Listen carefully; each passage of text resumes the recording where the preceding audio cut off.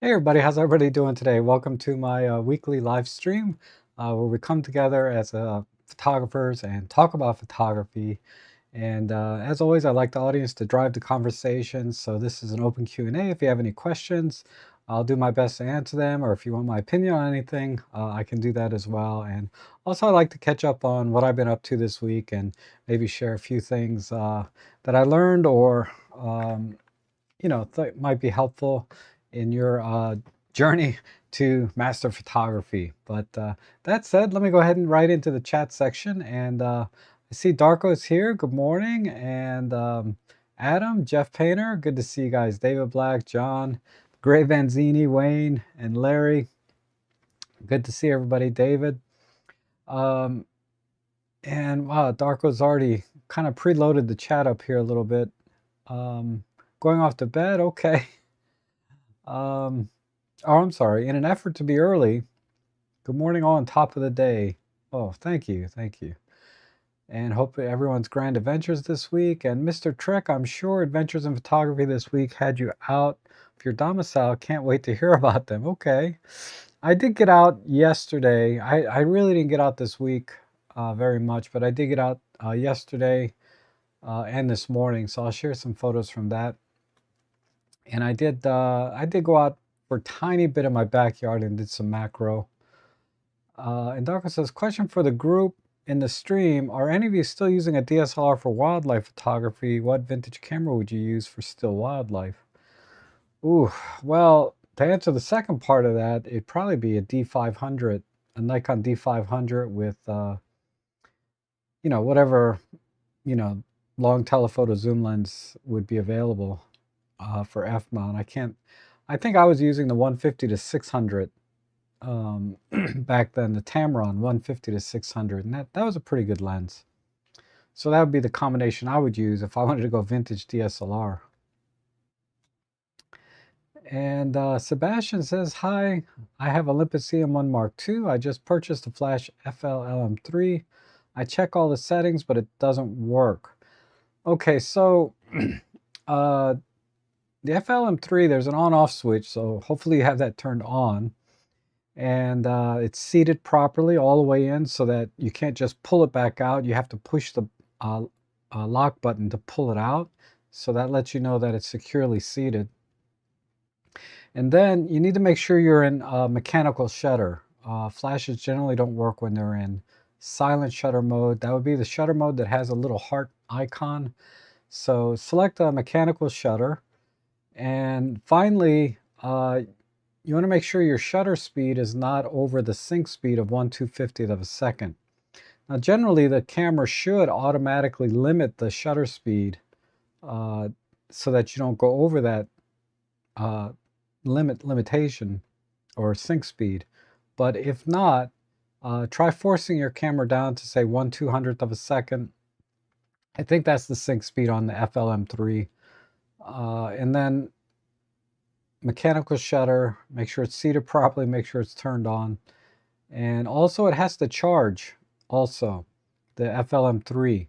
So you'll see a flash icon somewhere on the screen that will turn green to let you know that the flash is ready to fire. So those are the things I would check. And try starting in something like program mode, where the camera does all of the work for you, just to confirm that the flash is working. And then you can try other modes like aperture priority, shutter, and manual to see if what setting might be tripping up the flash in those cases. Okay, and good morning, Adam. Good to see you, Jeff. Let's see. And excuse me. Wayne says classic wildlife DSLR, the Canon 7D Mark I or II. Oh, so full frame, I think. That's a full frame camera. And DSLRs, I still use my Nikon D50, 600, and 7200 at times, but only for human wildlife. Love those cameras. Yeah, the limitation on those cameras is really in the buffering. And the frames per second, I guess we're about right for its day, but I think the D500 was a little bit faster. I don't remember the exact specs. The D7100 certainly had a huge limitation in the buffer. The D7200 resolved that, but I don't know how deep the buffer was on the D7200. But it did resolve the issue that I was having, because I used to have a D7100. And good morning, Wayne. Let's see. Hi all, Larry. Good to see you. And Serge is here. Serge, hopefully you. I did edit your landscape photo of the castle, so hopefully you got to see that and you liked the edit that I did on that from Friday's live stream.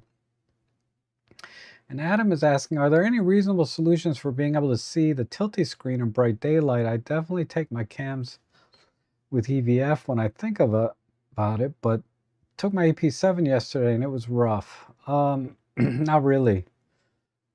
You know, you can adjust the brightness to the brightest setting in the menu system. There's a LCD brightness line item, and you can set that to, I think, +7. But other than that, yeah, you're kind of stuck with the screen as it is in bright sunlight. So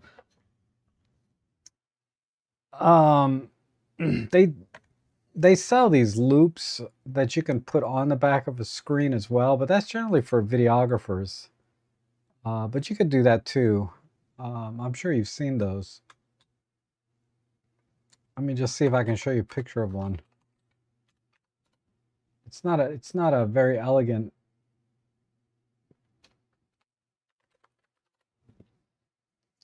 solution, but it's called a Hoodman. And here's a generic one, Elvid. Yeah, but one of these guys, and you just kind of put it onto the back of the screen. I suppose you could use just the hooded part and not the actual lens, because it looks like you can pop the lens on and off, and that'll provide some shade, right, to the screen so that it might be more visible in daylight, but it's not an elegant solution, but that would be what I would recommend.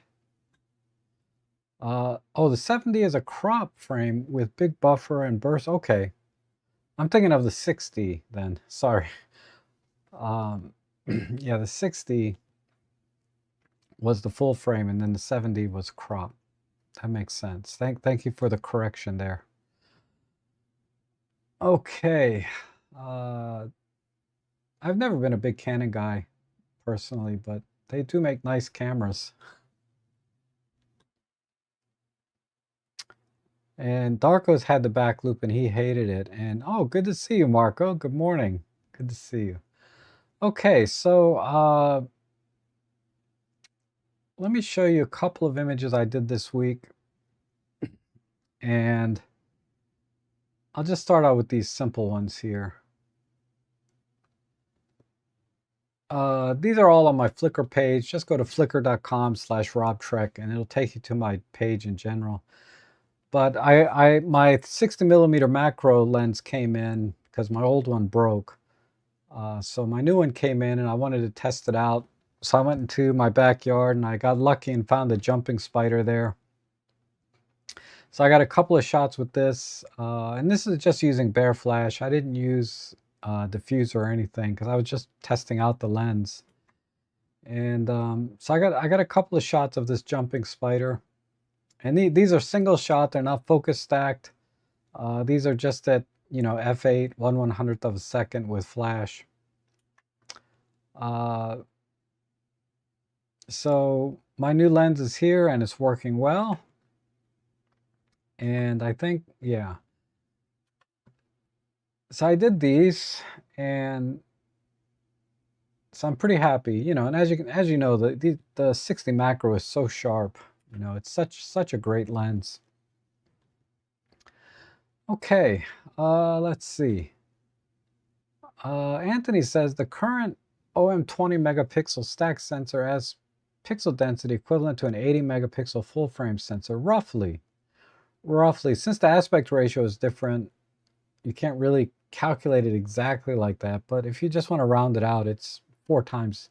The sensor area on a full frame is 4 times that of a Micro Four Thirds. And the pixel density is not quite equivalent because it would depend on, like you said, you stated an 80 megapixel sensor. It's close enough. I couldn't do the math exactly, but close enough for all intents and purposes. And Adam says, with all the full frame discussions and people wanting to separate subject from the background, people do not realize how unforgiving even APS-C can be when trying to get all people focused in a group. Yeah, so I went and when I shoot events and I use my OM3 or typically my OM1, and it's a micro four thirds sensor, and I cannot shoot at f2.8. I'll have when my 12 to 40 f2.8 I broke on, not on purpose, but that was all my fault. But before it broke, I used it a lot at events because of the bright aperture of f2.8. But a lot of times at events, I use flash, and at f2.8, yeah, if two people are standing and one is just a little bit behind the other, a couple standing together, this person is going to be out of focus, even on a micro four thirds sensor. So when you're talking about groups of 4 to 6, 10 people, a dozen people, they're not going to be on the same focal plane. It's going to be much harder because you're going to have to stack them, either behind each other or use a very wide angle lens where depth of field is a non-issue.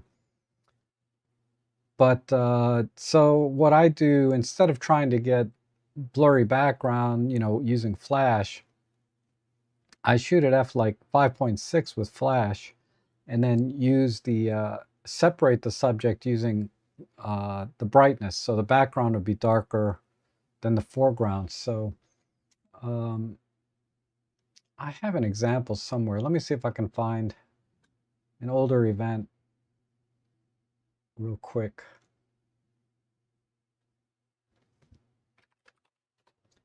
I just type in party.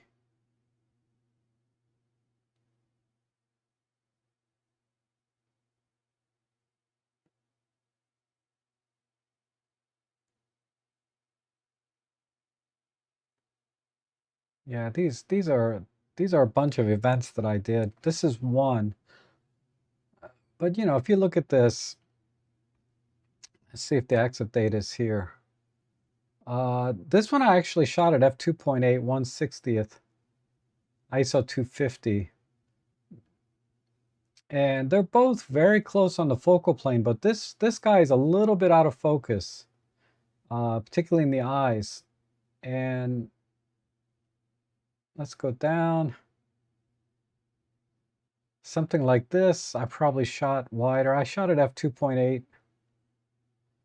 But, she's out of focus, she's in focus, and she's a little bit out of focus. So I did a lot of post-processing to try to bring people into focus manually. Let's see, how about these studio shots? These are at f2.8, but I put everybody on the same focal plane. But let's see. This is where I used, dark background to separate the subjects rather than depth of field, right? And, oof. I don't see the one.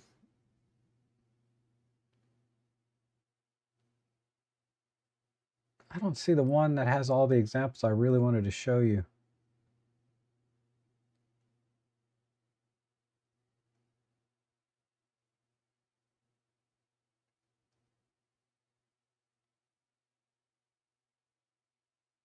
Okay, no. I probably delivered them then deleted the folder. Oh well. It's all right. Anyway, so I do shoot at higher apertures typically when I'm using flash so that I get everybody in focus. And I remember one evening, this was at a Chinese restaurant where you know, if the person was kind of standing a little bit behind them, they would be out of focus, and it was tough. So I was very conscious about making sure everybody's on the same focal plane and trying to, yeah, this one, I'd show you this one, but I can't. This one I shot at f4, and this one is very clear everybody's in focus, but this one I can't share. Uh,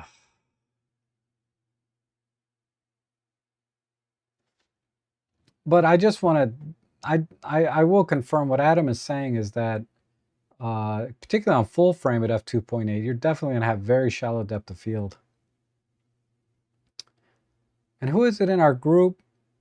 Oh, that's Marco. Marco is here, so he can help you out a lot.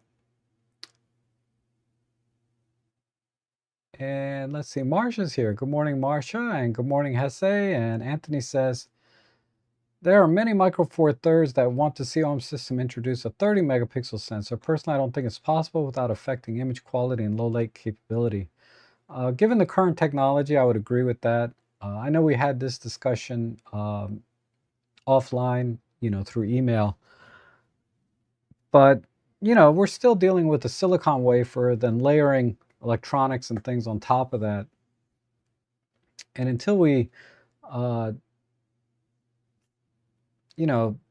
change at a fundamental level how we capture light into a pixel, if we even use pixels in the future, we're kind of stuck with the noise levels we have. Now, that's not to say they can't improve the read noise, which is like at the circuit level, noise that the camera just generates by being turned on that gets introduced in the sensor. But yeah, the smaller the pixel, the less, excuse me, the less light each pixel can capture, which in turn translates to a higher signal to noise ratio and also less dynamic range. And Rob says, I've noticed a problem with the OM1 when shooting macro and stacking. If I set the settings to 9 images and set the focus differential to 7, I get a message saying the stacked has failed, but okay at 7.5. So yeah, you have to experiment a little bit. And I assume you're using a macro lens, either the 60, the 90, or the 30. But the camera tries to calculate how many steps are actually possible to create the image. So if you're getting 9 images with a differential of 7, and then it fails to stack, and I'm going to make another assumption that you're on a tripod, then it's probably aperture related. Like maybe you're trying to shoot it wide open at f2.8 or f3.5. Try stopping the lens down to say f8, assuming you have enough light. Otherwise you have to use flash. Try stopping down to a smaller aperture or higher aperture number, and see if that solves the problem. Because what's happening is the camera's not finding enough overlap in detail to align the images. And another problem is this happens probably more with the 60 macro, is there's a significant focus breathing.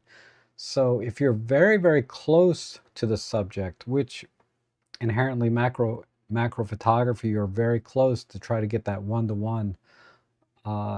Again, you really want to try to increase your aperture number, or increase the diameter, which would be, increase your aperture number, which is a smaller diameter on the iris. It's confusing because there's an inverse relationship between the aperture number and the size of the aperture, right? So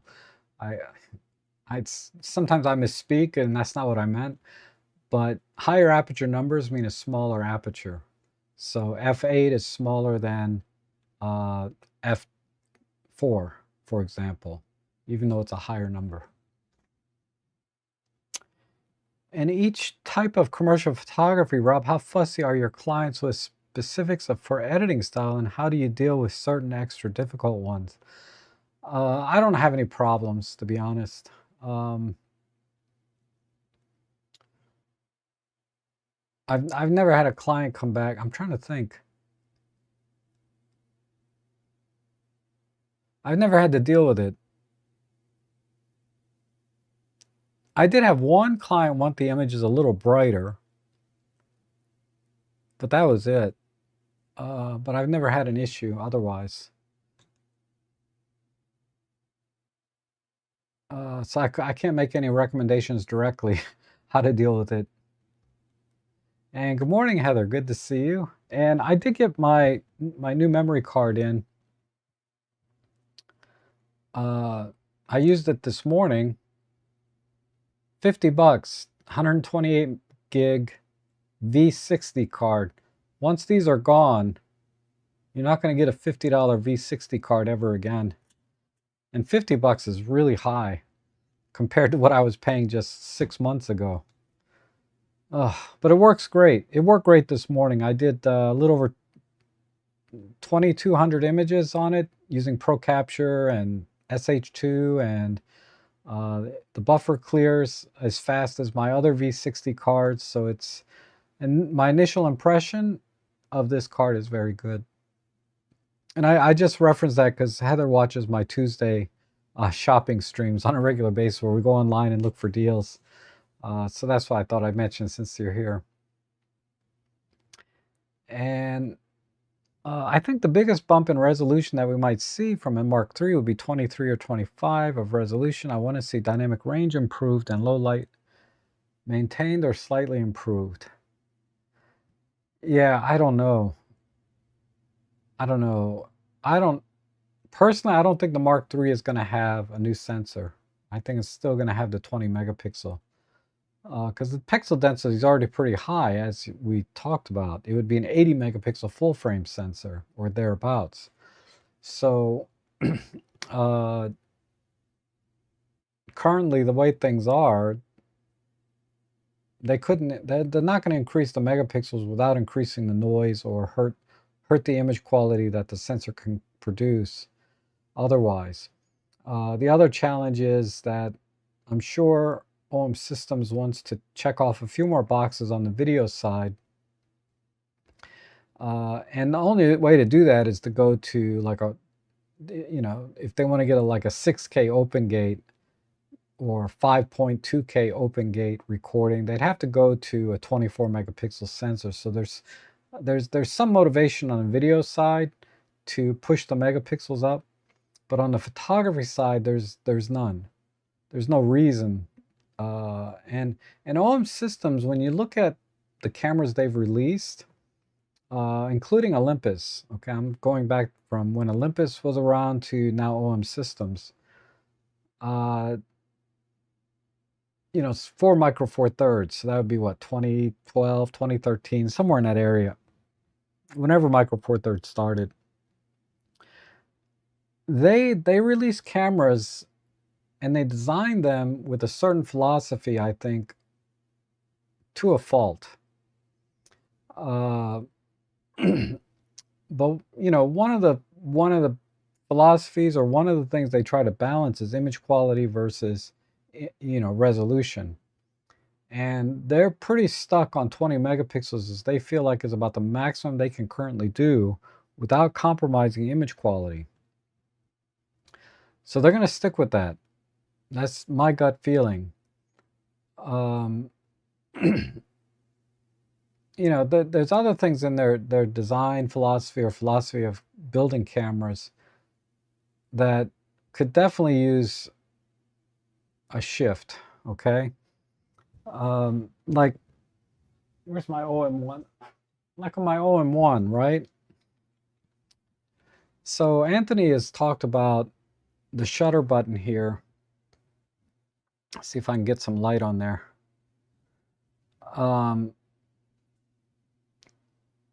That is very hard to feel the shutter button with gloves on. I mean, you can depress it, but finding it is a little bit different, right? To get your finger right on there if you're wearing gloves. whereas the previous models, there was the dial was integrated into the button, right? So you had the dial integrated into the button, but on the OM1 they separated it from the shutter button.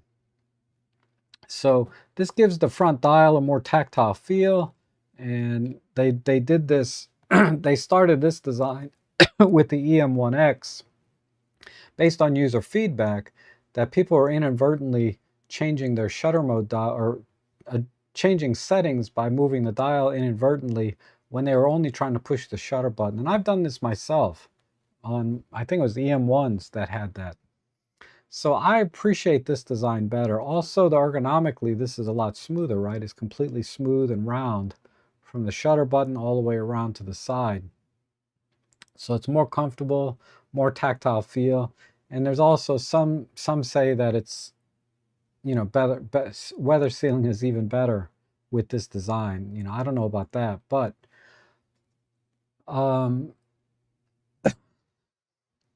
so I don't think they're going to change back to where there's a wheel, you know, a front dial around the shutter button. They're going to keep this design layered, where you have the wheel here, the dial here, and the button here. But what they could do is stop putting the power button over here. This is a design philosophy that they've held on to since the film days. Stop putting that over here and put it on the shutter button, like on a lot of cameras where you can turn the camera on and off with the little flick. And that would solve two problems, or two complaints that a lot of people have.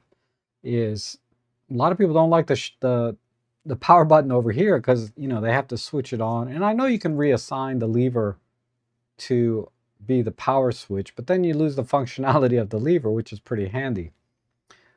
So if they would just move this shutter button, I'm sorry, the power button over to the shutter button and around the shutter button, that would solve that one complaint.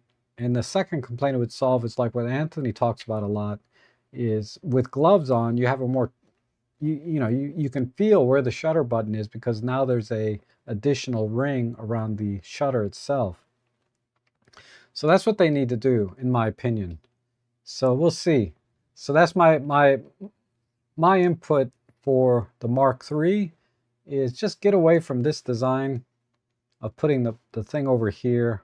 I think there's some nostalgia or legacy or some philosophy of putting it over here, but it's not, I don't think it's very practical. Instead, what they should do over here is maybe put, you know, movies, fast, slow, you know, the movie mode, shutter, picture mode, movie mode, and S and Q mode, like they do on the OM3. They could keep the dial here, but make this that. So anyway, just my opinion. Said I always think of fraction f2 as half-inch sensor, half-inch. I'm sorry. I always think of aperture as a fraction. f2 is 1/2, even though it's not. f16 equals 1/6, so on and so forth. So I always think of it as, okay, I really need a piece of paper or something. I'm going to give you guys a little trick here to understand the aperture numbers forever. Okay?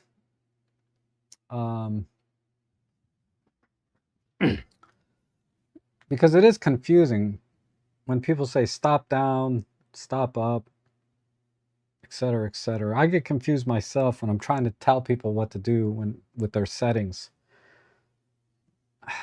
I used to have a nice little noteboard. I hate using tablets. I don't know how to use this freaking thing. I just need a piece of paper.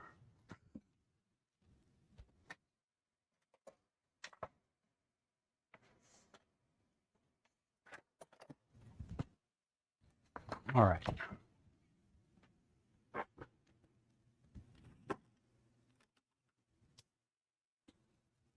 All right, so here are the aperture numbers, right? Let's just start at f1.4, f2.0, 2.8, 4.0, 5.6, 8.0, 11, and then 16. Okay, so these are your typical aperture numbers, right? 1.4. You don't necessarily have to memorize these. You will over time. You'll just know what this scale is. So the idea being is, if you start at, say, f8, that lets in a certain amount of light. If you want to double the amount of light that hits the sensor, you can go to f5.6. So that's one stop from f8 to f5.6. So each number I wrote down here is double or half the light. So f8, let's say, is our starting point, our baseline. f5.6 lets twice as much light in. f4 lets 4 times as much light in, right? And if we go up, f11 lets in half the light, or the light is cut in half, and then half again, and so on, up and down the scale. So these are full stop increments. And then there's thirds of a stop in between. You know, every camera usually goes in thirds of a stop when you're making adjustments. But you only have to remember 2 numbers to go up and down the scale. 1 and 1. Oh, God, my marker's going dry. You only have to remember these 2 numbers, 1 and 1.4, right? So just double these numbers. So we have 1.4 here. If we double 1.4, we get 2.8, right? If we double 2.8, we get 5.6. If we double 5.6, we get almost 11. At this point, they start rounding, right? Because it actually would be 11.2, but at double 5.6 is f11. So every other one, here, here, here, here. And then the other one is the same. You have the number 1, so you have 2, 4, 8, 16. So you just double it on this side. Right, so does that make sense? If you know these 2 numbers, you can calculate, you can get to any other number on the scale. Right, so 1.4, 2.8, 5.6, 11. The next one would be what? Some lenses have what? f22, right? So if you want to go in full stops, so you're at f11, a full stop would be 16. The next one would be double the previous one, and so on. I don't know. Hopefully that makes sense. But each full stop is double or half the light. Yes, it is a UHS-2 V60 card. It's very fast. 1/16. Okay, that makes more sense. So I was wondering why you said you went from 1/2 inch to 1/16 inch. But the way I think of aperture numbers is just those 2. I don't have to anymore. I've memorized everything just from doing it all day. Doing it all day, every day, so to speak. And good news on the card. Thanks for sharing. Glad I bought a couple. Yes, I bought 2 myself because a $50 128 gig V60 UHS-2 card, you're not going to get that for a while. If you go to my robtrek.com/deals, you'll see it there. And disagree, the G9 image quality on higher resolution sensor is competitive or better. Ali took that position only when older tech was available. It's negligible, the difference, right, between 20 and 24. But there is a difference. I'll see if I can show it here. It's very negligible though. Or I might be proven wrong. I'm going to take a third-party source here and just share the images.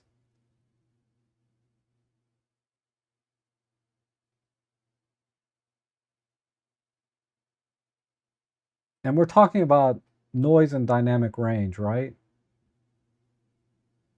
Let's see.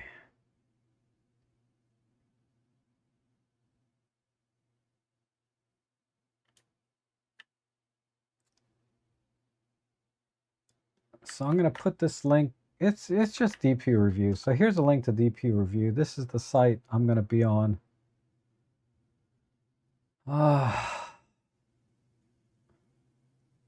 So let's go down here. And we'll select the OM3. And then over here, a G9.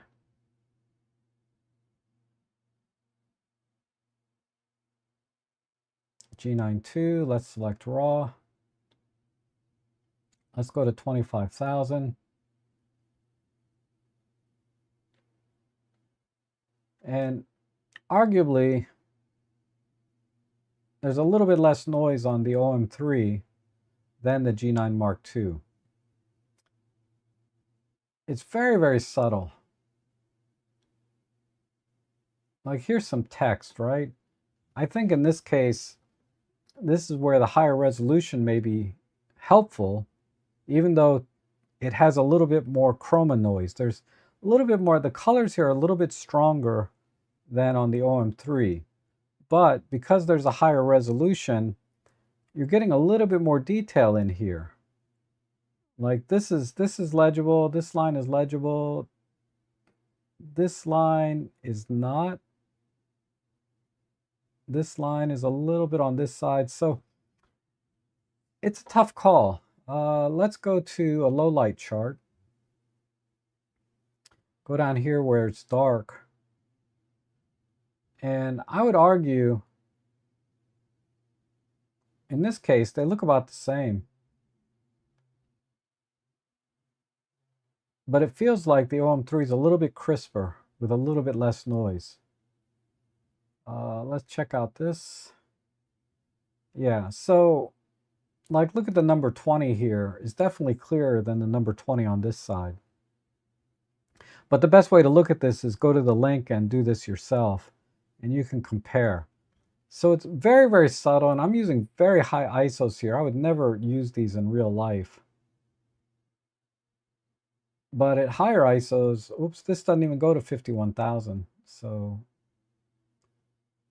but like at a base ISO, there's no difference. And the Panasonic ultimately is going to out-resolve the OM3 because it does have a higher resolution. So there's a little bit of trade-off, right, from A to B. Like I would say right here, you can start to see some mosaicing and stuff here. Whereas on the G9, there's a little bit more detail here. So if I was taking a picture of a bird with very fine feathers at base ISO, the G9 Mark II is going to give me the better image. But if we crank this up to 25,000, I'm just exaggerating. Now you can see the OM3 is actually giving a little bit more fine detail, whereas it's completely lost on the G9 Mark II. Let's try it. Like I do a lot of pictures at ISO 12,000. So right about here, there's a little bit of detail here, but there's certainly a few spots over here on the left side where there is some detail. I mean, not this whole thing, but there is some detail and mosaicing here. But over here, it's completely blurred out, completely lost, all of the detail. So that's just the noise performance. Now the dynamic range, let's look at photons to, I think that's what it's called, right? Photons to photos. And let's look at the dynamic range chart. And I'm going to pick, we'll do the same thing. OM3 versus G9 Mark II. So the OM3 at base ISO, these two cameras are identical. When we go into the extended ISOs, the G9 Mark II is actually doing a little better, right? Up here. So we got about a, maybe, I would say about a third of a stop better dynamic range on the G9 Mark II on the low end. On the high end, it's, we'll just call this a tie all the way down. So when it comes to dynamic range, both cameras seem to be doing almost virtually identical, except at the extended base ISOs like ISO 50, ISO 100. You're getting about a third more on the G9 Mark II. On the noise performance, I feel like the OM3 with its 20 megapixel stack sensor is doing a better job. In real life, in all practical terms, there's no difference, right? There's going to be differences in read speed and rolling shutter and all of that stuff, but the G9 Mark II sensor is an excellent sensor and it has a much higher video capability because of the extra resolution. So it can do open gate, it can do 4K 60, I think it'll do 4K 120 in the GH7. So it's a much faster sensor for video work and stuff. But anyway, we're kind of getting a little bit outside of my circle of knowledge here on the sensors. But that's my point of view of the sensors and how I look at things. And you know, you have to take all of these charts and things that you find online with a grain of salt. I think Photons to Photos has the best reputation. I've never heard anyone really say anything bad about it. So I'm just going to take what they say, because what the key thing is consistency, right? Consistently testing every sensor exactly the same way. I'm curious about read noise though. I'm just curious now that I'm on this site. If we look at the let's do the OM3 again. OM3.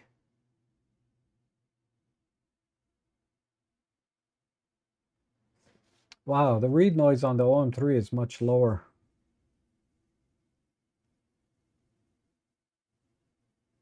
That's interesting.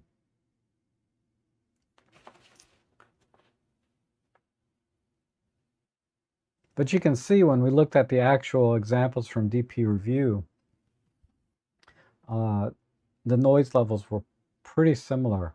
But what this read noise level tells me is that when I'm doing long exposures, I'm going to get less noise in my images than with a G9 Mark II. So the read noise is probably a little higher because of the higher pixel density. So you get a lower signal, a worse signal to noise ratio because of the smaller pixel density, which in turn interprets to a little more noise, particularly in long exposure type photography. Anyhow, enough of that. I mean, honestly, between the two sensors, when it comes to noise and quality, it's splitting hairs. It's almost irrelevant, the difference. And let's see, does OM Systems still have actual competition for Lumix and wildlife space? Or do you think Panasonic is heading in a different direction with M43? Yeah, Lumix has an awesome lineup. You know, they have the G9 Mark II, which we just talked about. And for all intents and purposes, it's as good as the, OM system camera. In fact, what's his name? I can't remember. Paul Crisp, I think, shoots both OM1 and uh, G9 Mark II. And he's finding, and this may have come up in last week's stream, he's finding that the G9 Mark II, once it acquires focus, it struggles a little bit more than the OM1 to get that initial focus. But once it acquires the focus, it's stickier and stays on the eye longer for birds in flight type photos. That's what he's finding so far. Now, granted, it's only been a couple of weekends that he's gone out and been able to get a feel for the G9 Mark II autofocus, but his initial impressions are it's better. So, but like I said, for all intents and purposes, I think the two cameras are very, very competitive for wildlife photography. When it comes to lenses, I would give OM Systems a little bit of an edge if you want to buy high-end glass. The 150 to 400, impeccable. The new 50 to 200, impeccable, right? And then there are other lenses, the 300 f4, the 150, the 50 to 140 f2.8. They're 100 to 400. I mean, these are all excellent lenses. They have a really good selection at various price points, right? Even the 75 to 300, which is a cheap $500 lens, is excellent. Now on the Lumix side, I believe they have the Leica line. They have the 200 f2.8, which is amazing. They have the they have a 100 to 400, which is more compact and just as sharp as the 100 to 400 that OM System has. I wouldn't say it's as sharp as the 150 to 400, but we're talking about a 5 times, or 4 times price difference, right? The 150 to 400 is really expensive. But the 100 to 400 Panasonic Leica is awesome, really, really good. And so that's a very, very compelling package. G9 Mark II with their 100 to 400. I think they have a Mark II out. The Mark I had a little bit of a stiff zoom ring. That's a very competitive, compelling package at a very, very competitive price to what OM System has to offer. So yeah, I overall as a company, I don't know what direction Lumix wants to go. They've always been video centric. The L10, which I haven't received, I ordered one. I haven't received it yet. But that's something OM System's not going to do probably, right? So it's good to have competing companies, in the same space as say Micro Four Thirds. So because I can't put any shade on the Panasonic system for anything that they do. Everything they do has been excellent. And I can say the same for OM Systems. They have a lot of excellent camera systems, camera bodies and lenses. But I would give the edge to OM System in lens selection, right? Over Panasonic Lumix for wildlife anyway. And macro photography, we have the 90 macro now. It's all kind of top tier glass, but yeah. And let's see. Gayanath says, I learned photography using rented cameras, used AI and YouTube. I'm willing to buy a camera. I'm in the middle of intermediate and beginner level. Suggest me a camera for street wildlife photography. It just depends on your budget and how much wildlife you're going to actually do. Because, street and wildlife are two very different genres. In street photography, typically you like a more compact camera. You like tilt screen rather than fully flip out screen. And those seem to be the two most common qualities. So like to that extreme, like the Ricoh GR4, which is a little pocket camera, is a very, very popular street camera, right?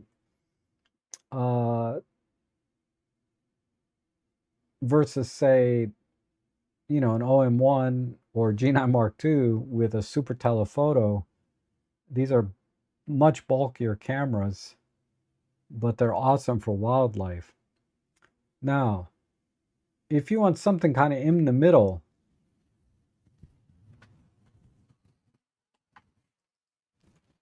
I will recommend, this is what I went out with this morning, my OM3 with my 300 f4.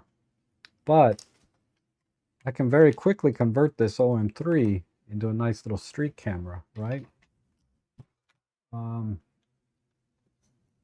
I just have to put on a little 14 to 42 kit lens, which should be right here.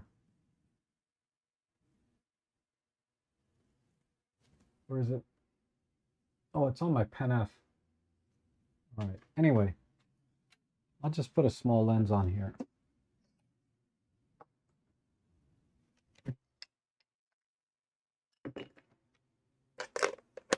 But you know, something like this makes a nice little street camera, right? So you compromise a little bit on handling and button layout and everything when it comes to wildlife photography, but you gain in terms of size and a little bit of nostalgia here too, right? Either this or the OM3. I wouldn't recommend the OM5 for wildlife as much because it doesn't have the subject detect. So that's on the OM system side. I don't think Panasonic offers any.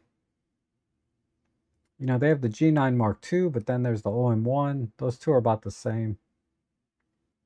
I think this is almost the best compromise. This does not have the tilty screen. It has the fully articulating. So that's in the Micro Four Thirds world anyway. This is one I would recommend as a good compromise. It'll do street photography, no problem.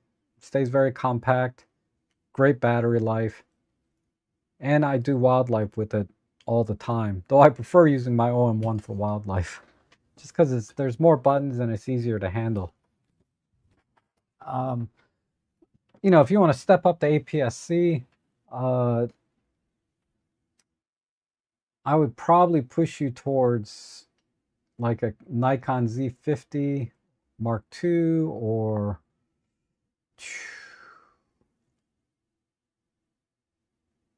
the Canon R7. The Mark II is coming out soon if it hasn't already been released, but the Canon R7 is a really good APS-C camera. Probably the best combination between street and wildlife. So that's a good balance because the R7 is it's smaller than the OM3 I just showed you. And they do have some relatively compact lenses. The 16 2.8, the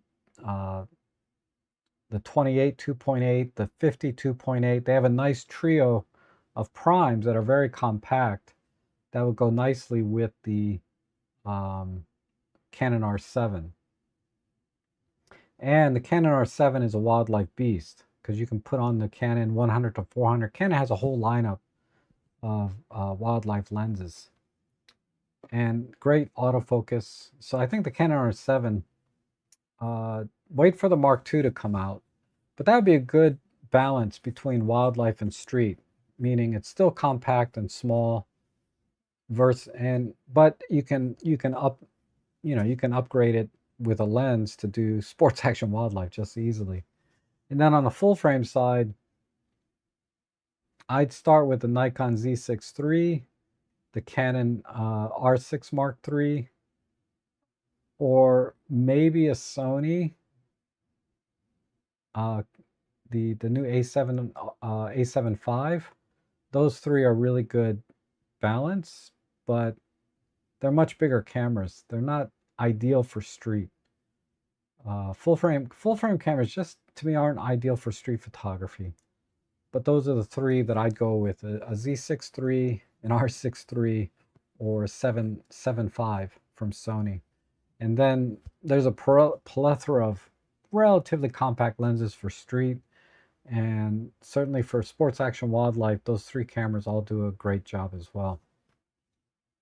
But you have to take into account size and weight and all of that for wildlife. They're much bigger, heavier systems. Takes me back to my early days with film cameras and figuring f-stops. Yep. And Adam says, I've been using Topaz Sharp and pre-subscription model to take care of some those slightly out of focus people in the group. Topaz has taken me out of their suite with the high dollar subscription. Yeah, I still have the pre-subscription Topaz Sharpen as well, and I've used it. I would say I use it like 1% of my images, and it can work well for what you're talking about. That I may have used that on the images I showed you to bring people more into focus. But that's an excellent use for that software. Because like DxO is great at reducing noise and sharpening, but it's not designed to try to AI correct out of focus images. Per recent article in B&H, improving dynamic range would be more important than the number of pixels. Okay. I guess it's kind of subjective though. It depends on what kind of photography you do. For the vast majority of people, I think that is correct, right? More dynamic range is preferable to higher resolution. There's always a balance, but generally, if you can get better dynamic range, you can, with raw editing, create a better image, right? You have more flexibility. But when you get into other genres like product photography, where you're not worried about dynamic range, right? Or art reproduction, like you're trying to reproduce this painting. You're not worried about dynamic range so much as you are resolution, and resolution would be a much more important factor than dynamic range. Okay, and Darko says, glad I have 6432 and 128 and Angelberg cards for wildlife, but the Express B I have 512 and two 150s. All my old SD cards are thus good enough for street photography. Yep, UHS1.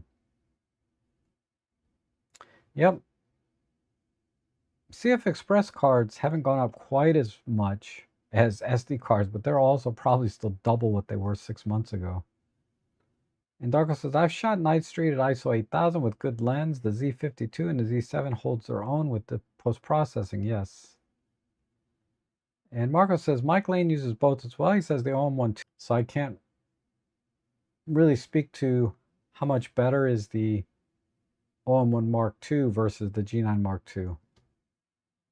I have the OM3, which has sort of all the latest. It's supposed to be the same as the OM1 Mark II in terms of autofocus performance, but it still has that limit on the internal memory, and apparently the larger memory that's in the OM1 Mark II does help with the autofocusing system. So I don't know if my OM3 is as capable as the OM1 Mark II.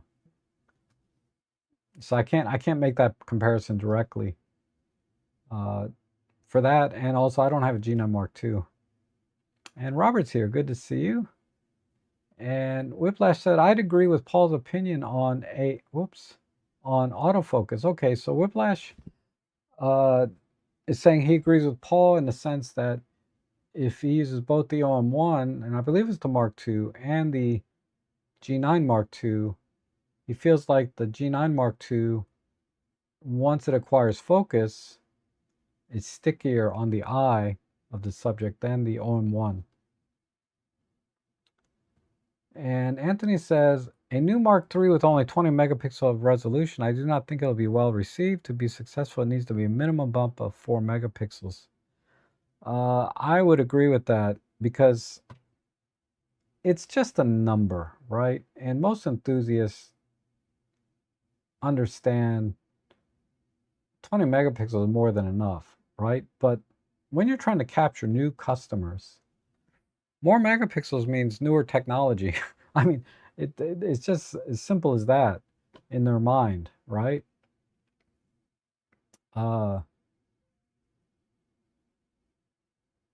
So I mean, I don't want to say that 24 is better than 20, right? I'm fine with 20. I'm fine with 16 actually. But 24 would be nice, but I just don't see it happening. they're going to have to really up their game on everything outside of that 20 megapixels to make the Mark III more successful, right?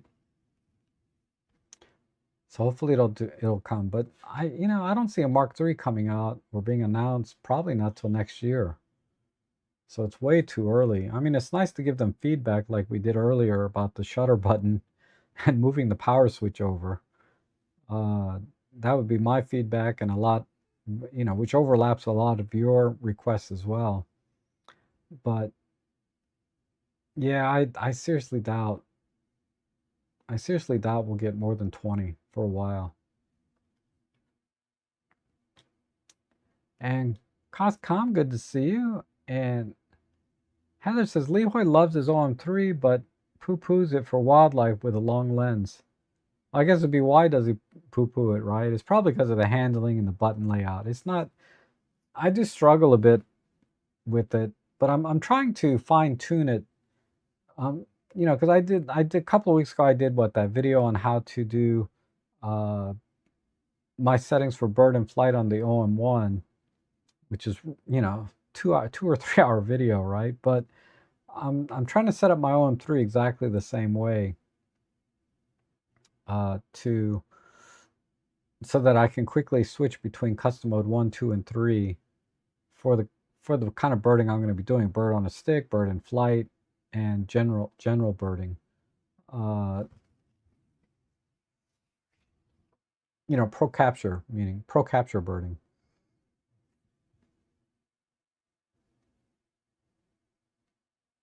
And the Canon R7 II is supposedly delayed. The Sony a6700 with the 70 to 350 is lightweight and has amazing focus. Yes, I didn't even. I completely forgot about Sony's APS-C lineup.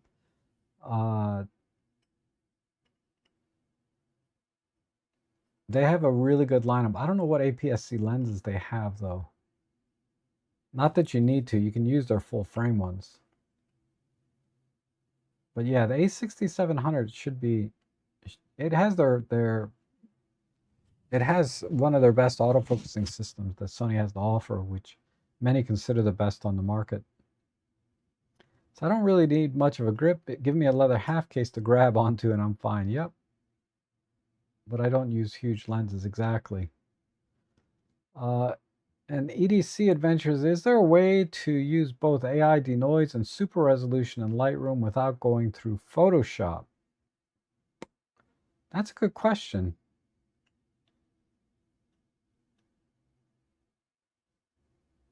I don't use Lightroom enough to give you a good answer though. I'm primarily a Photolab user. But I generally do not use the super resolution.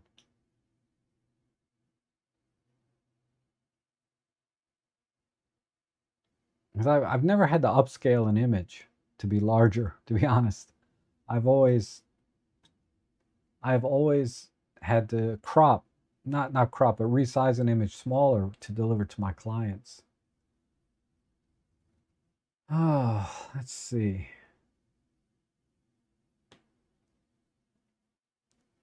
So let me find a raw image.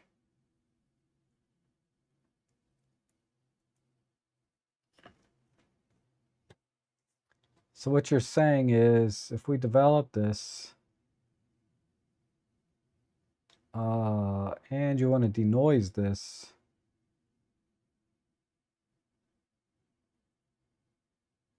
doubles the resolution, so we'll do that.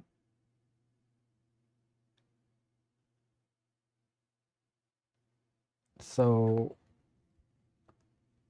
I wonder if it'll denoise it at the same time. Let me find a noisy image.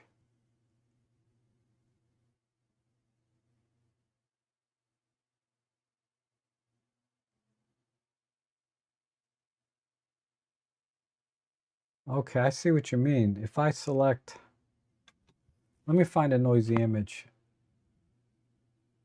There's going to be one in here. ISO 64. They're not very noisy, but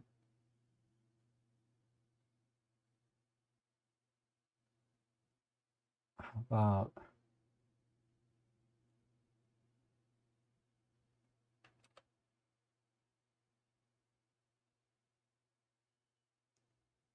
all right, here's a bunch of 12,800.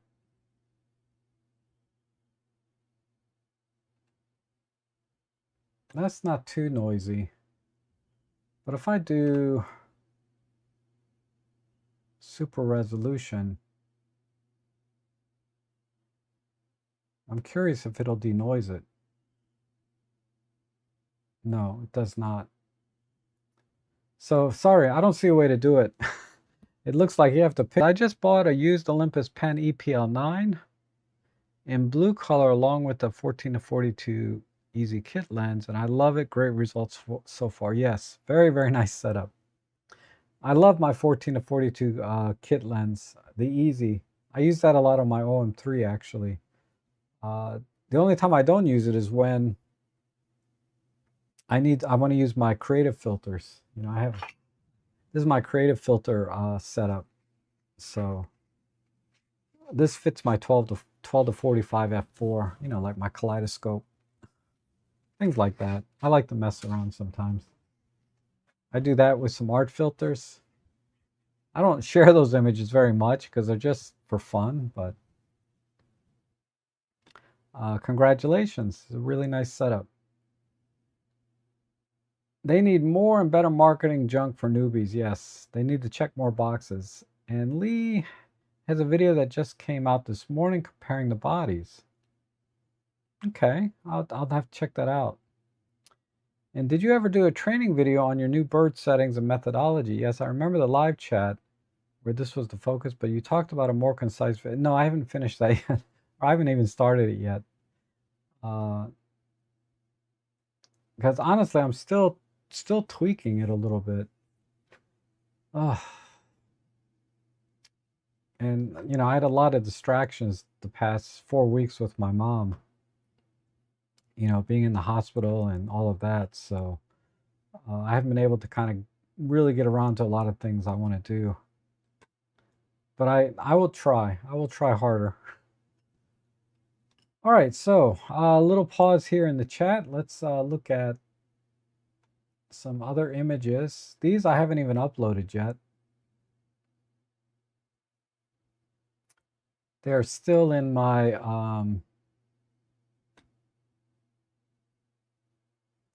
folder here. Of course, you know, I always take pictures of Ellie.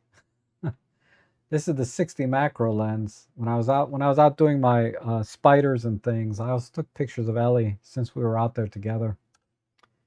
And let's see. Oops, these are not mine. Delete those. So this was yesterday. This is the OM3 with the 75 to 300. I'll put the EXIF data up. So for those of you that have a high resolution screen, you can see it. But this is processed in DxO. This is the OM3 with the 75 to 300. Shutter speed 1/3200th of a second, f6.7, ISO 10,000.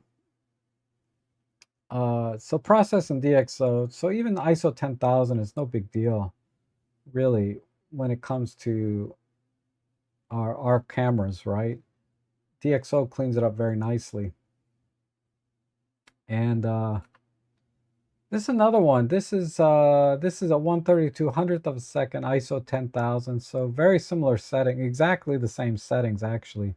But this was one frame from a sequence where I tracked this bird. This is a female red-winged blackbird, and it's carrying some bugs or something to its babies. And this image is cropped down to 4.5 megapixels. But yeah, the 75 to 300, there's just a little bit of softness around the edges that I cannot really fix in post-processing. But still, it came out pretty good. This is an interesting image in that I shot this with the 14 to 150. So a friend of mine doesn't have the 75 to 300, so we swapped lenses. So I used her 14-150, and she used my 75-300. But I shot this in handheld high-res shot mode, and then I processed it, then cropped in. So this image is 3.84 megapixels. And yeah, it's not super sharp, right? This is a kit lens, a 14-150. But when you look at the, let me see if I can find the original. That's from this morning. The original,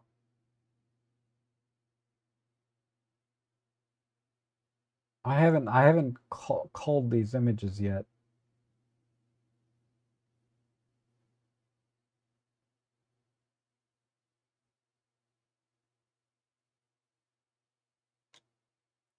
Here's the original. Well, this is the straight out of camera JPEG version. So you can see I had to crop in. So this image here is 50 megapixels, right? So I had to crop in like that much to get this image, to get that image. So it's heavily cropped is all I'm trying to say. But I still think it pulled out, still able to pull out a lot of nice detail in the feathers and things. But the bird was standing so still, that's why I went with handheld high-res shot mode. This one here, it's cropped down to 1.9 megapixels, so there's probably barely a few pixels on this bird, but there's still good detail. This is the OM3 75-300 at ISO 1600, 1/3200th of a second. This is a goldfinch.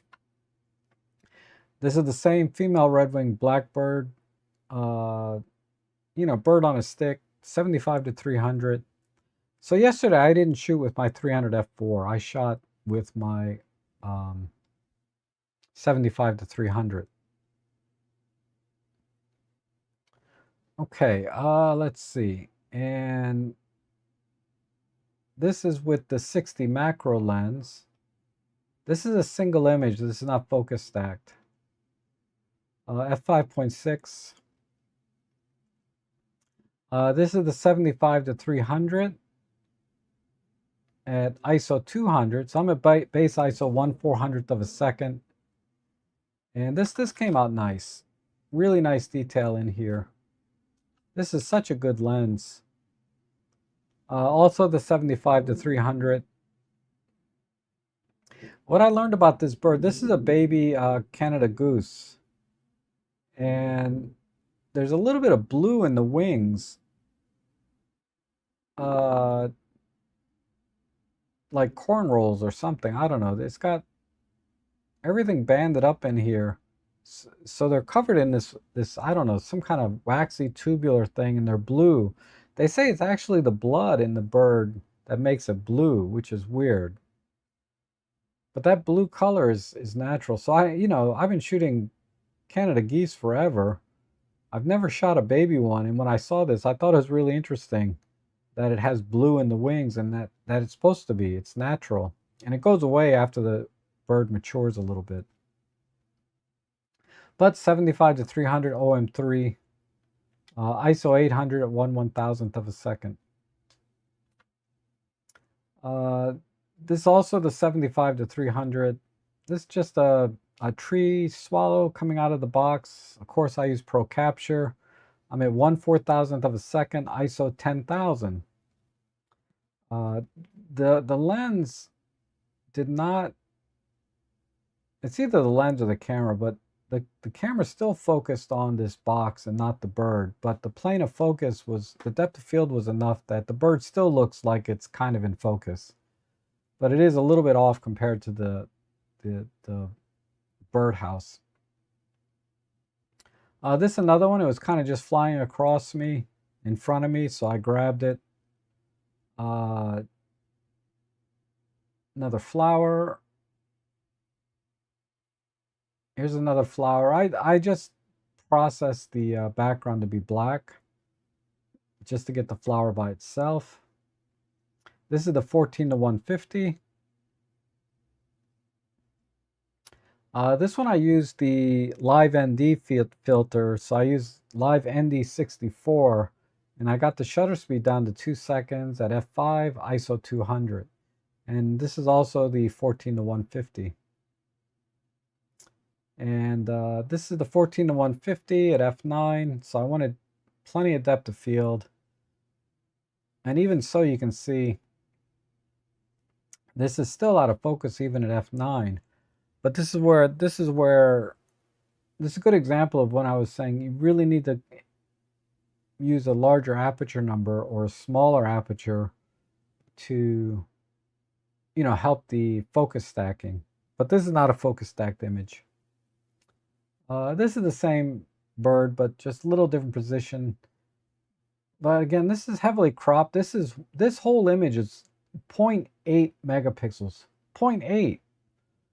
So there's very, very few pixels on this bird, but you can see just a little bit of a glow around it, which, the pro lenses wouldn't have. But I don't blame the 75 to 300 too much for this, because this is heavily, heavily cropped down to 0.8 megapixels.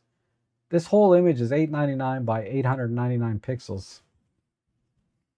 But I think the 75 to 300 in combination with the DxO Photolab did a great job at pulling out the detail and still giving me just an image I can share. But I saw a goldfinch. That's not, a total train wreck.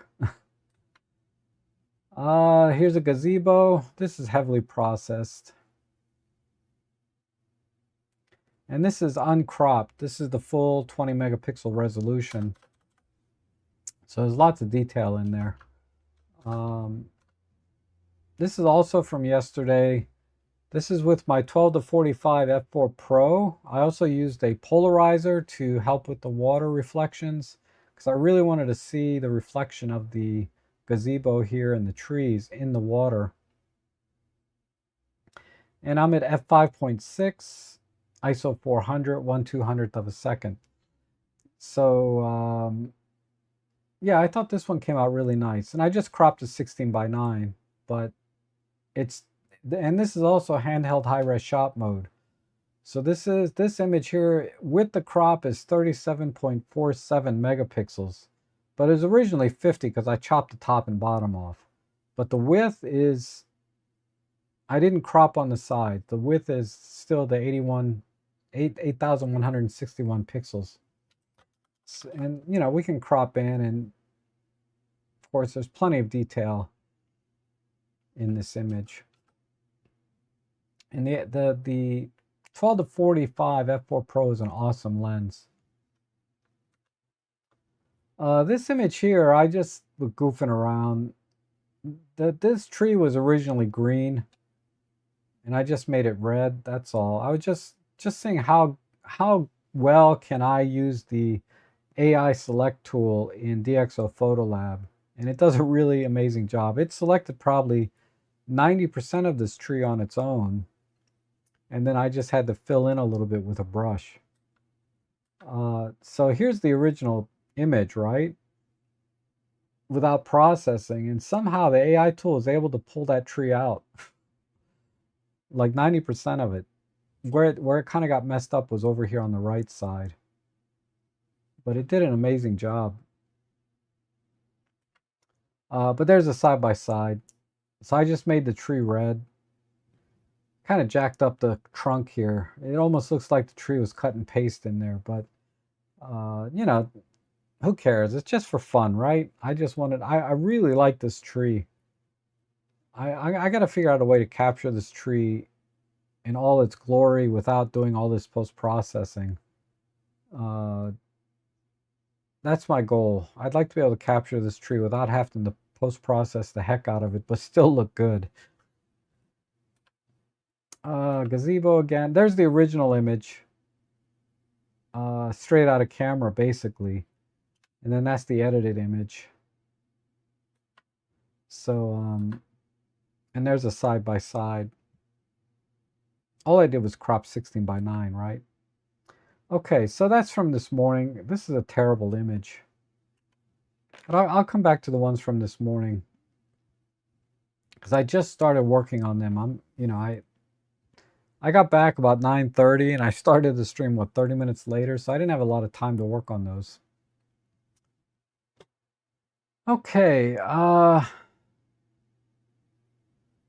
the older I get, the more lightweight lenses, the more I like lightweight with stabilization. Yeah, so a friend of mine, she she she chat with me yesterday, uh, and told me she's getting physical therapy on her shoulder. I forget what was wrong. Uh, what did she say was wrong with her? Something was wrong with her shoulder. But anyway, I told her to get an OM system camera, you know. But what did she do? She went out and bought a Canon R5 Mark II, their big ass whatever lens, telephoto lens, and yeah, now her shoulder's starting to. She needs physical therapy for her shoulder. Uh, I mean, I was out for about 2.5 hours this morning trying to capture mostly swallows, right? I was trying to do some swallow shots, and my arm was getting tired even with my OM system setup, right? Never mind if I had to carry, nearly double that weight to get the same reach with a full frame system like a Canon R5 Mark II. But she just loves that camera, so. Uh, but yeah, as you get older, you definitely feel things a lot more. I'll tell you that. I mean, I'm only 60, but I'm still I can tell a big difference between now and when I was 40. It's just I did so many things when I was 40. I was so fit back then. But anyhow, the blue area are called pin feathers. Thank you. And not perfect, but they get me by. Yep. And some lovely pics. Thank you. And Eric says, loving those rich colors of the Meadowlark photos. Oh, thanks. They were the ones I showed today were actually Brookside Gardens. So if I said Meadowlark, I misspoke. It's I went to Brookside Gardens up in Maryland. Um, okay, so let me show you a couple of images from this morning, such as they are. This one is terrible.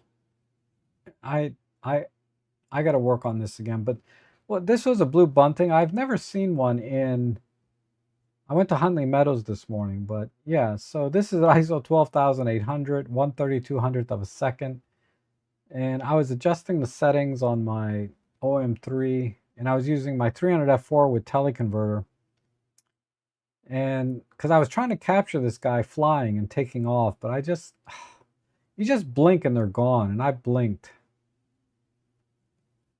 This was a yellow-throated something, a common yellow throat. That's what it's called. It just landed on the boardwalk, so I got a shot. This is when he was in the brush. This is the male, I believe. I got a picture of the female, a really good shot of the female as well. But this came out pretty good. This was Pro Capture, and I was able to fill the frame pretty much with the bird. So this image here is 18.75 megapixels, so I got pretty close. Yeah, this is a swallow. This didn't come out too well because I cropped the heck out of it. Um, oh, you know what? These are all the same size. I think I might have had. Oh, I did. I forgot to change my settings here when on export. If I were to export this, I have resize here. Ah, I got to redo that. That's why it looks like that. Uh, anyhow, we'll keep going. It's another tree swallow. Uh, this is a barn swallow. This is a tree swallow in flight. And here's a, whatchamacallit. This is an egret. I got this morning, just landing into the water. Uh, Here I was just using, I wasn't using Pro Capture here. This was just SH2 at 50 frames per second. And oh, this was a nice catch. They were really far out, but this is, a little deer and a doe. Really cute. What is this thing on its leg though? Oh, it's a little injury, looks like maybe. But anyway, that was a nice catch. I've always wanted to catch a deer with the doe drinking the water nearby the from the pond, but they were just standing there. And this little doe was going everywhere, running back and forth, just like a little kid. Because uh, as I was, so this doe is running back and forth, and the mom is like, "Come on, let's go." And she finally she went, and then the doe followed. But as I was walking out, there was this mother with her little 2-year-old, and the 2-year-old is running back and forth, and she's having a hard time keeping up. And I was like, God, these things are so similar, whether it's this deer or it's human, right? The little kids, they just love to run around, and the parents have to kind of keep up with them. So it was really, I thought it was kind of neat how similar parents are with their, and how similar the kids' behavior is, whether it's a deer or a human.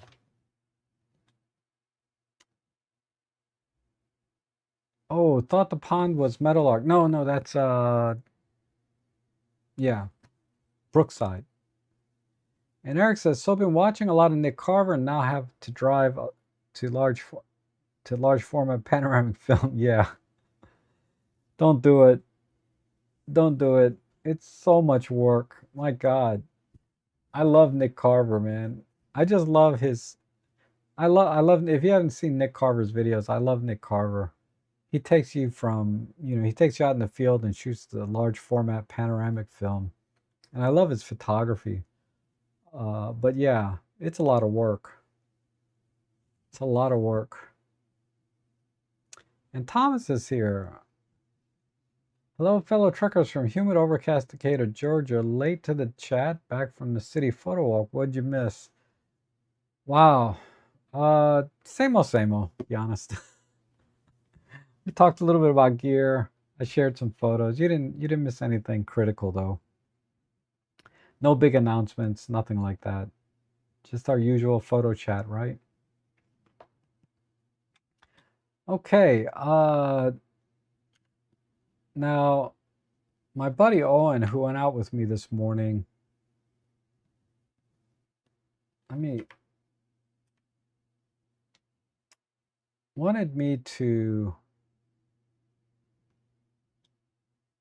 I challenged him while we were out there, says, because he's still relatively new. He's been shooting maybe 3 or 4 years uh, with me anyway, and he's only more recently gotten into wildlife photography in the last year or two.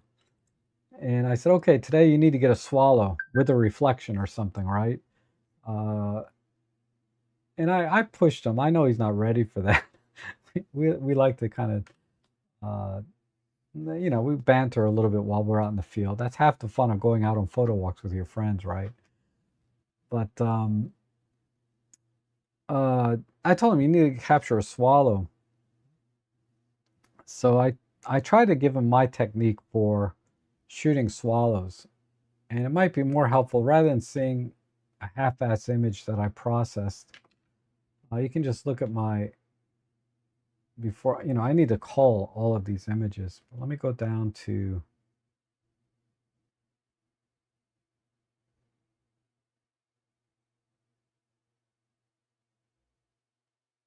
But there's the image. Uh, that's the raw image. Well, these are the ones I've starred so far. But if we look at this whole sequence of this particular bird, I started somewhere here, right? And where is he? He's down here out of focus. Because what I do is I pre-focus a little bit further out. I pre-focus the camera on something easy like, these bubbles or grass, whatever I can pre-focus on at approximately where the swallow is at. The swallow is at a pretty far distance already. So I pre-focus out to that distance, and then once I pre-focus, I keep the bird in the viewfinder because I'm using a prime, right? I have a 420 millimeter or 840 millimeter equivalent prime on my camera. I can't zoom in and out. So I wait for the swallow to be way out there so I can get them in the frame pretty easily, and then I wait for them to come towards me. Sometimes they go off and I lose them, but sometimes they come right towards me and fly in a way that I can keep track of them in my camera. But I'm not pushing the shutter button. For me, I half press to autofocus, but you can back button focus. But I'm not half pressing the shutter button. I'm not pushing AF on or back button focus because I've already pre-focused out there and I can see the bird in the frame. And once it gets close enough to a point that I feel like it's worth trying to acquire the autofocus, that's when I half press or push the AF on button, back button focus, right? And then I try to track, and then I fully press the shutter button to capture the image. So the idea being, again, pre-focus out farther away. You cannot, maybe somebody can, I can't. There's no way you're going to be able to have a swallow like 10 feet away from you and get them in the frame. They're just too fast. So I always have to start tracking them from far out. And you have to stay there and watch their behavior and see where they're coming from. They're usually coming from their nest, going out to the water to scoop up a bug, and then going back to the nest. So you get a feel for their patterns. You look at them far out, and you pre-focus out in that area just enough so you can see the bird in the frame so that the auto-focusing bird detect can see the bird. And then when they get closer, that's when I half press the shutter button to acquire focus.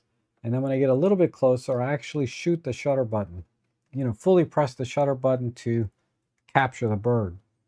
So going back to the sequence, I had pre-focused somewhere way out here, like this one here. Like I pre-focused way out, somewhere back here.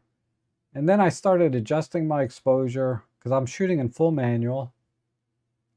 And I decided I came up with this. And the bird is in my frame.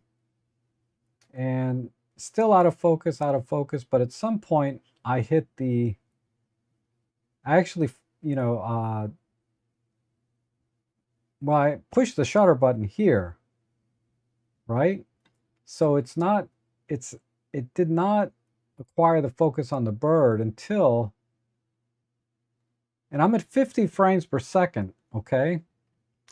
So from here to here, from the point I pushed the shutter button, this is only 14 frames. So we're talking about, a quarter of a second, a fraction of a second, basically.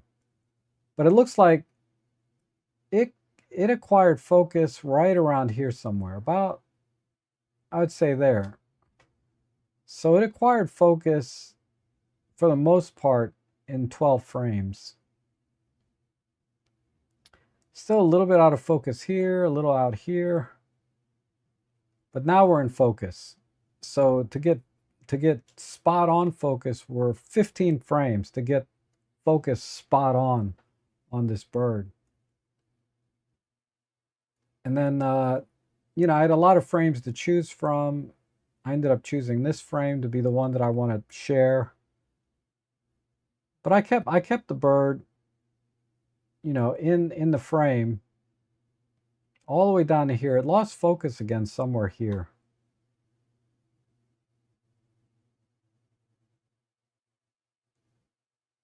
So I guess it was up to about here where I stopped, where I let go of the shutter button, and I started on my next frame because it lost focus somewhere.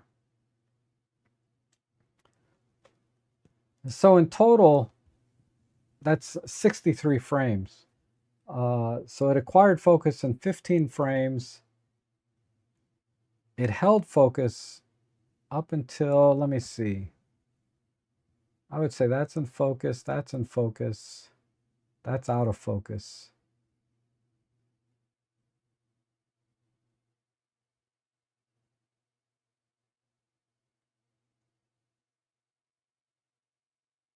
So definitely here it lost focus. So 15 plus 20. So 30, basically 35 frames out of 63 were out of focus. It took 15 frames to acquire focus. And then it took,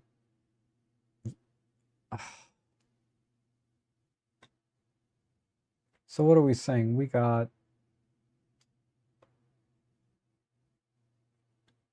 my math is not good. So 63 minus 15 minus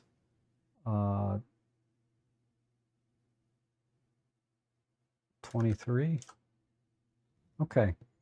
So we got 25 frames in focus, 15 frames to acquire focus, 25 frames in focus with tracking, and then the last 23 frames it lost focus. And it's where the G9 Mark II might do better. I don't know. I don't have a G9 Mark II to compare.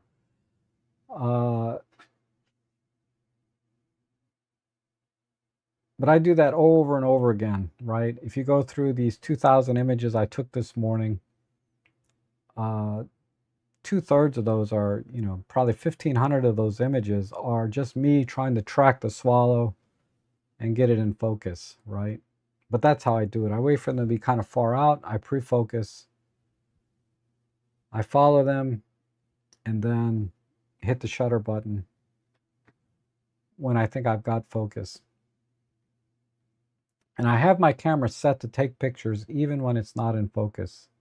There's a setting you can use for that. And Rob, why did you lose focus on the swallow? Did it go outside the focus zone? No, it did not go outside the focus zone, I don't think. Let me take a look. Oh, maybe it did a little. But not really. The camera just lost focus. Plain and simple. I'm just looking at it. What do we say? Up to about here. So we'll say up to there.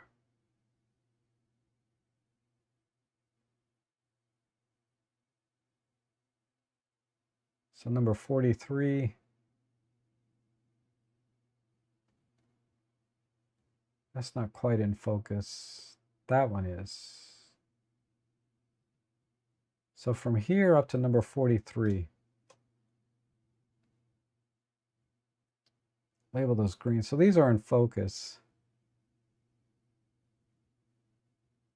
This one's not.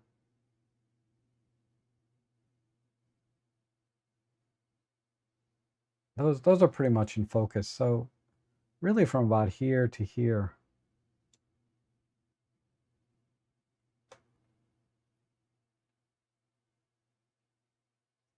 These are out of focus. And these are out of focus.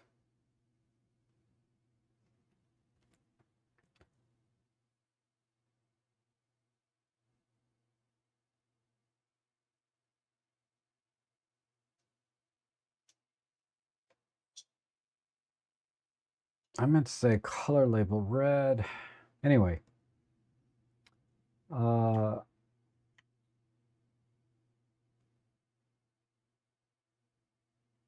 I lost it.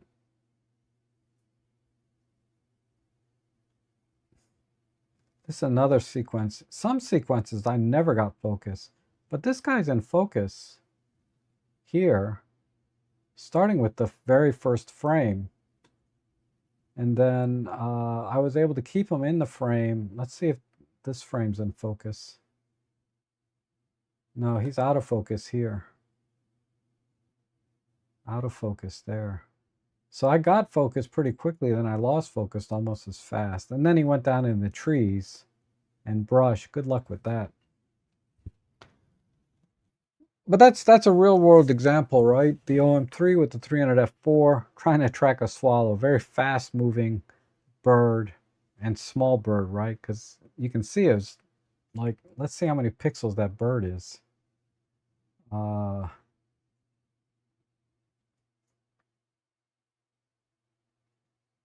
That particular frame, this particular frame is 18 by 14, but the bird itself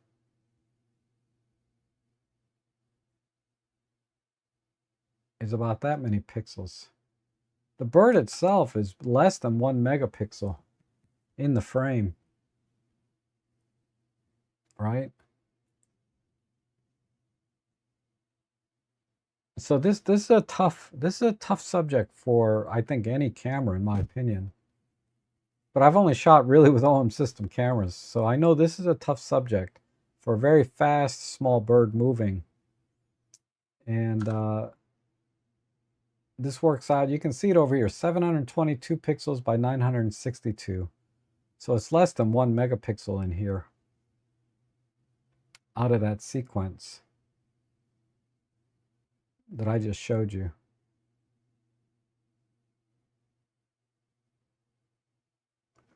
You know, the performance is a lot better if it's a bigger bird, right?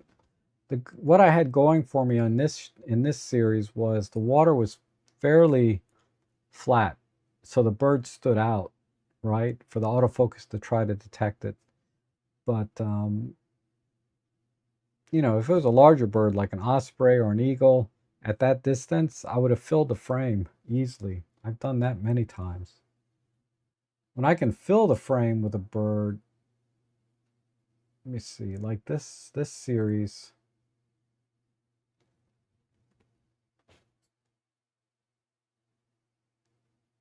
This is with what? This is the EM5 Mark III.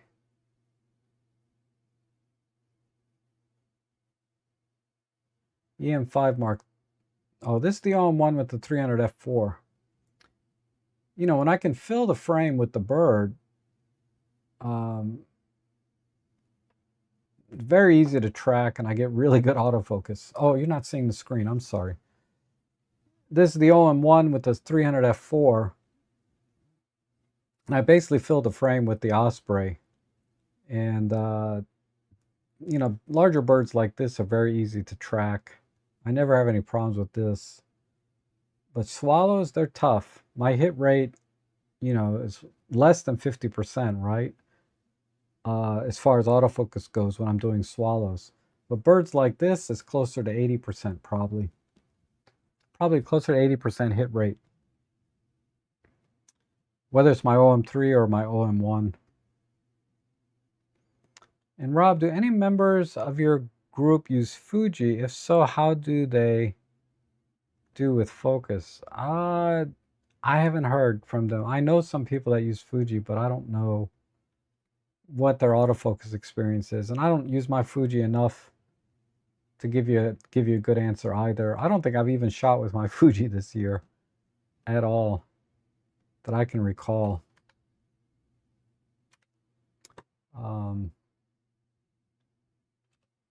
I haven't synchronized my Lightroom catalog this year, but you know, 100%. But we can look at what I've shot this year. So the OM1 I've shot 6,343, the OM3 12,126.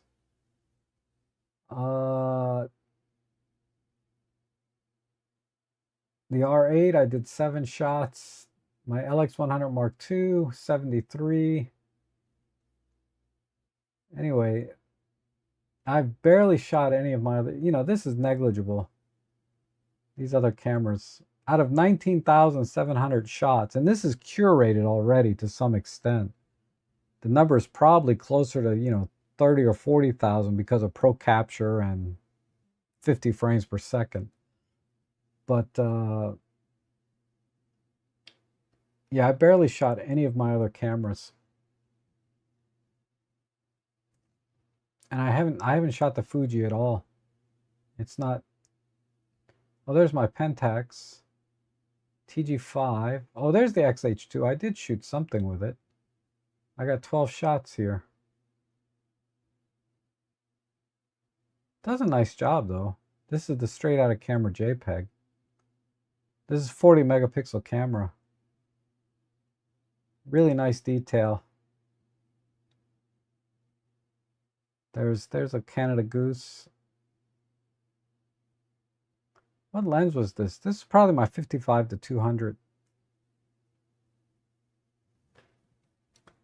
Autofocus for me has been fine on the Fuji. You know, it's not. I remember when I was testing it initially when I got it, and this was on the original firmware back from a couple of years ago. It wasn't quite as good as the OM1 when I was taking pictures of Ellie. But I can't tell you how the autofocus is in general. Incredibly helpful. Oh, thanks. I'm glad you found that helpful. And I find my OM2 struggles to keep focus with distracting backgrounds like trees. Yes, I have trouble with that as well. Like I was showing, when that swallow dives into the brush or in front of brush and trees, it does struggle a bit because the bird is only that big. But with larger birds, I have less problem, particularly like ospreys against a green foresty area, no problem. An osprey against like a winter background where it's all branches and no leaves, yeah, that's a problem. Definitely a problem. And Eric says, man, if you did a live stream while out doing photography, would be pretty entertaining me. Could learn a lot of knowledge from your photography while it's hard. That would be impossible. One, I don't know if I could maintain a stable live stream from my cell phone because I'd have to use a cell phone, right? I tried to do it from my backyard once where I did backyard birding, and that was really hard to do that. But yeah, I don't have the budget or the bandwidth to do a live stream outdoors while I'm birding, for example.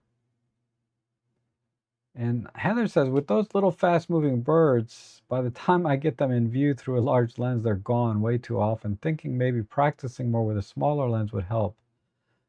No, I would practice with the lens you intend to get the shot with, which would be your 150 to 400. So I would practice with that. Now, the nice thing with the zoom is you can zoom out, see the bird in the frame, and then zoom in, right? Again, pre-focusing where you want, where the bird is.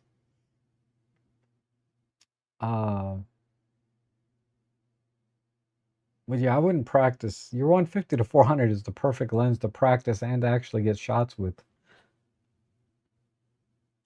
I prefer classic Lightroom. So the question is, do you prefer classic Lightroom or the web version? I prefer classic because I've never used the web version. So I really don't use Lightroom very much though. Only time I really use Lightroom Photoshop is when I'm doing my paid work. I pre-process everything with DxO, noise reduction and sharpening. And then I take those small DNGs that I get from DxO and process those using Lightroom and Photoshop for my paid work because I have to do layering in my paid jobs. And I can't do layering in Photolab. I'd come out, but no nature camera anymore. I'll most likely pull the trigger on an OM3 during bonus time. At the moment, I carry mostly street cameras. Yeah. You were doing a lot of macro work too, right? Did you get rid of your 90 macro lens too? That would kill me. You did all that. That's definitely on my short list of lenses. I think of all the OM system lenses, I mean, if I could afford it, the 150 to 400 would be my next lens. But my next lens is Very, very likely going to be a 90 macro. But we'll see. And Hire says, do you recommend using tracking on EM1 Mark III? I'm missing focus on small birds and trees using the 100-400. If you're talking about bird on a stick, no, just use single point for bird on a stick. If you're trying to use Pro Capture and track the bird as it flies off the stick, then yeah, you pretty much have to have tracking on with the EM1 Mark III. Yeah, the M1 Mark, yep, you have to have tracking. Unfortunately, when I was shooting with the M1 Mark III, when I had it, I was not a big birder. I didn't go out very much. And all I had was the 75-300.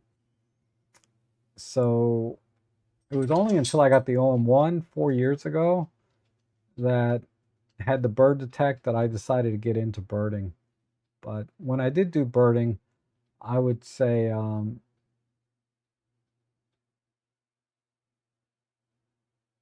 single point for bird on a stick. For birds in flight, I would use a 9-box, right? The 9-box autofocus. Whether you're doing Pro Capture or whatever, 9-box autofocus, center weighted priority with tracking. That's the best way to do it for the M1 Mark III. A really good page, let me give you a reference. Mirrorless Lessons.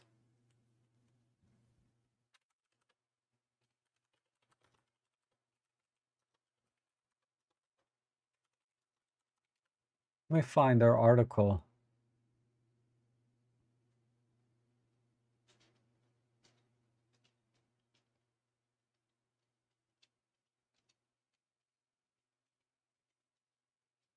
They have a YouTube channel too. He did the best job, I think, of working with settings for the M1 Mark III.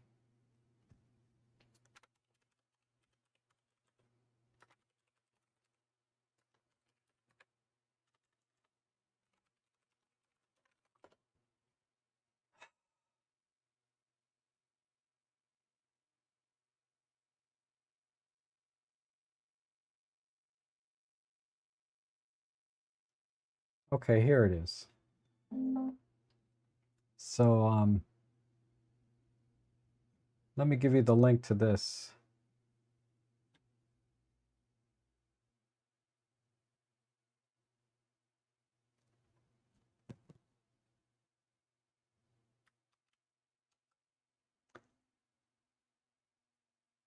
Watch that video. He did the very best job, in my opinion. He sent it to B&H. You're killing me. Killing me. That was such a good lens. Anyway, I get why you did. You got a lot of nice cameras to replace it though, right? I know you bought a Leica and you have a GR4. I don't know what else you've gotten recently. What else have you bought lately? You're as bad as me. You're better than me in a lot of ways in that you actually get rid of your old junk. I have a hard time doing that. I was able, like this OM1, when the Mark III comes out, and if I think it's worthy upgrade, I have no problem getting rid of this. Because these are kind of work cameras, workhorse cameras. But my Pen F, my OM3, my LX100, my Deluxe 8, my Pentax monochrome, these are cameras I'll never get rid of. I just like them too much.